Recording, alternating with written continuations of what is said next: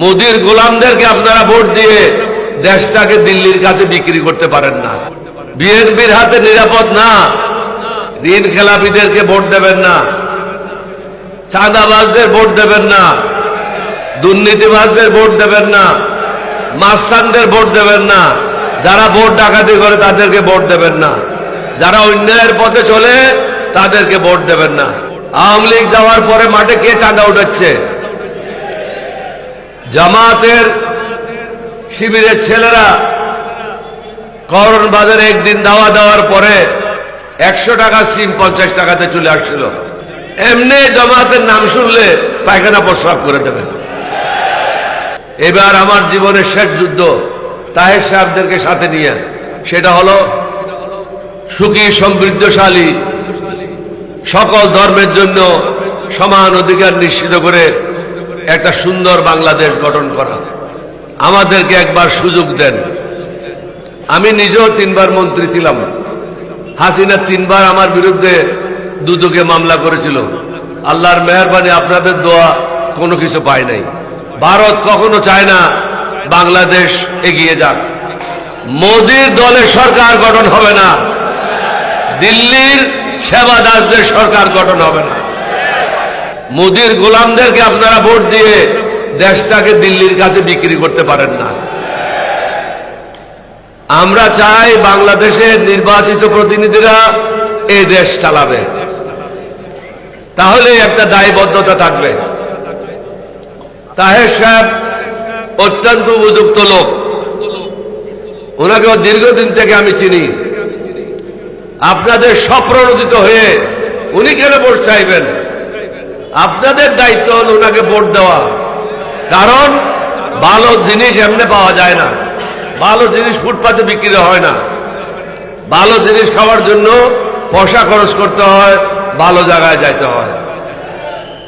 তাহের সাহেবের মতো একটা লোক যেখানে বাংলাদেশের পুরা এলাকাতে নেতৃত্ব দিচ্ছেন, এটা কি আপনাদের জন্য কম গৌরবের বিষয়? আপনারা ঘরে ঘরে যাবেন, প্রত্যেককে আব্দুল্লাহ তাহেরের মতো অবস্থান নিয়ে সবাইকে বলবেন, শুধু জিতাইলে হবে না, বিপুল ভোটে তাকে জিতাইতে হবে, তাহলে তাকে সম্মানিত করা হবে। বাকি হলো আপনারা সবাই চান আমরা যেটা চাই, যার কারণে 11টা দল আমরা ঐক্যবদ্ধ হয়েছি। অনেক সরকারি কর্মকর্তা যারা ইউনিফর্মে আছে, পুলিশে চাকরি করছে, আনসারে আছে, arm forces, army, navy, air force, তারা স্বল্প বেতনে চলাটা খুব কঠিন। তারা কোনো ঘুষ খাইতে পারে না সব জায়গায়। তাই আমি আজকে আব্দুল্লাহ তাহেরকে অনুরোধ করব এবং ডাক্তার শফিকুর রহমান সাহেবকে অনুরোধ করব, তাদের বেতন বৃদ্ধির ব্যাপারে যেন পুনর্বিবেচনা করা হয়। তাহলেই ঘুষ খাওয়াটা বন্ধ হবে, হারাম রোজগার বন্ধ হবে। আমরা শুধু বলবো হারাম রোজগার বন্ধ করেন আর সুযোগ সুবিধা দেব না, এটা তো হয় না। অনেকে মনে করে জামাত ইসলাম আসলে বোধহয় সবাইকে বোরকা পরাই দেবে, বেহেশতে নিয়ে যাবে, এরকম কথা তো কেউ বলে নাই। আমরা বলছি ন্যায় শাসন হবে, সুশাসন হবে, মাদেরকে সর্বোচ্চ স্থান দেওয়া হবে, মর্যাদা দেওয়া হবে, কারণ তারাই আমাদেরকে জন্ম দিয়েছে। আমাদের যুবকেরা চাকরি পায় না, উচ্চশিক্ষা লাভ করে বিদেশে যেতে হয়, তাদের চাকরির ব্যবস্থা করার আমরা একটা পরিকল্পনা করেছি। অর্ধশিক্ষিত যারা আছে তাদের চাকরির জন্য, বড় বড় যারা ভালো ব্যবসায়ী আছে তাদের মাধ্যমে আমরা নতুন নতুন শিল্প কলকারখানা করে তাদের চাকরির ব্যবস্থা করব। মেয়েরা চাকরি করবে, ছেলেরা চাকরি করবে, মা বোনদের ইজ্জত দেওয়া হবে, সুশাসন প্রতিষ্ঠা হবে, যোগ্যতার ভিত্তিতে পদায়ন হবে। কারো পায়ে ধরে সালাম করলো আর তার জেনারেল বানাই দিলে এরকম হবে না। যোগ্যতার ভিত্তিতে প্রত্যেকটা জায়গায় পদায়ন করা হবে, তাহলে দেশটা এগিয়ে যাবে। এই সিদ্ধান্তগুলি নিয়ে আমরা 11টা দল একত্রিত হয়েছি।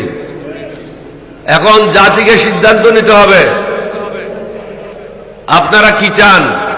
আপনারা কি দুর্নীতিবাদদেরকে ভোট দেবেন, না যা সুশাসন চায় তাদেরকে ভোট দেবেন, যারা ন্যায় প্রতিষ্ঠা করতে চায় তাদেরকে ভোট দেবেন? অনেক দেরি হয়ে গেছে। আমি একটা স্বপ্ন নিয়ে তরুণ ক্যাপ্টেন হিসাবে বিদ্রোহ করেছিলাম, আমার ভাইদের করেছিলাম। কি কারণে? কারণ এই এলাকার লোক বঞ্চিত ছিল। 5-10 হাজারের বেশি লোক বিদেশে যাইতে পারে নাই, কারণ রাওয়ালপিন্ডি গিয়ে তাদের পক্ষে ভিসা নেওয়াটা সহজ ছিল না। তখনকার দিনে কুমিল্লা থেকে ঢাকা যাওয়ার জন্য কঠিন বিষয় ছিল, অর্থনৈতিকভাবে মানুষ সচ্ছল ছিল না। রাওয়ালপিন্ডি যাওয়ার তো দূরের কথা। ঢাকাতে এমবেসিগুলো হওয়ার কারণে আজকে কোটি লোকের উপরে বিদেশে চাকরি করতেছে। তাদের পয়সার কারণে বাংলাদেশের রিজার্ভ বৃদ্ধি পাচ্ছে। আমাদের স্বাধীনতার যুদ্ধ করার পিছনে অনেকগুলি কারণ ছিল, যে আমাদের লোকদের মাধ্যমে বাংলাদেশে আমরা সুশাসন প্রতিষ্ঠা করব, ন্যায় বিচার প্রতিষ্ঠা করব, মানুষ সুখে শান্তিতে বসবাস করতে পারবে। আমরা কিন্তু সেটা নিশ্চিত করতে পারি নাই। এবার আমার জীবনের শেষ যুদ্ধ তাহের সাহেবদেরকে সাথে নিয়ে, সেটা হলো সুখী সমৃদ্ধশালী সকল ধর্মের জন্য সমান অধিকার নিশ্চিত করে একটা সুন্দর বাংলাদেশ গঠন করা। এটাতে সমগ্র জাতিকে ঐক্যবদ্ধ হতে হবে। দিন খেলাপিদেরকে ভোট দেবেন না, চাঁদাবাজদের ভোট দেবেন না, দুর্নীতিবাজদের ভোট দেবেন না, মাস্তানদের ভোট দেবেন না, যারা ভোট ডাকাতি করে তাদেরকে ভোট দেবেন না, যারা অন্যায়ের পথে চলে তাদেরকে ভোট দেবেন না, যারা আল্লাহ আল্লাহ রসুলের পথে চলে তাদেরকে ভোট দিতে হবে। যারা আল্লাহ আল্লাহ রসুলের পথে চলে তারা অন্য ধর্মের লোককে কোনো ক্ষতি করতে পারে না।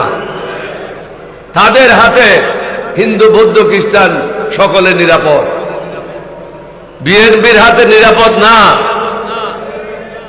আওয়ামী লীগ যাওয়ার পরে মাঠে কে চাঁদা উঠাচ্ছে? জামাতের শিবিরের ছেলেরা করণ বাজারে একদিন দাওয়া দেওয়ার পরে 100 টাকা সিম 50 টাকাতে চলে আসছিল। 100 টাকা সিমের দাম ছিল। চাঁদাবাজদেরকে যখন দৌড়ে দিল 50 টাকা সিমের দাম হয়ে গেছে। এমনি জামাতের নাম শুনলে পায়খানা প্রস্রাব করে দেবে।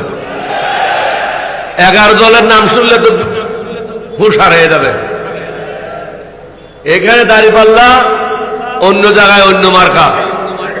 সমগ্র জাতিকে অনুরোধ করব, একজন ক্যাপ্টেন ওলি যে প্রথম বিদ্রোহ করেছিল সেই বিদ্রোহী হিসাবে সঠিক পথে আসেন। 11 দলীয় ঐক্য জোটের প্রার্থীদেরকে ভোট দেন, আমাদেরকে একবার সুযোগ দেন। আমি নিজেও 3 বার মন্ত্রী ছিলাম। হাসিনা 3 বার আমার বিরুদ্ধে দুদকে মামলা করেছিল।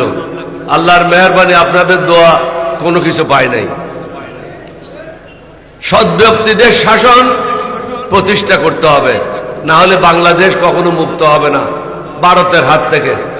ভারত কখনো চায় না বাংলাদেশ এগিয়ে যাক।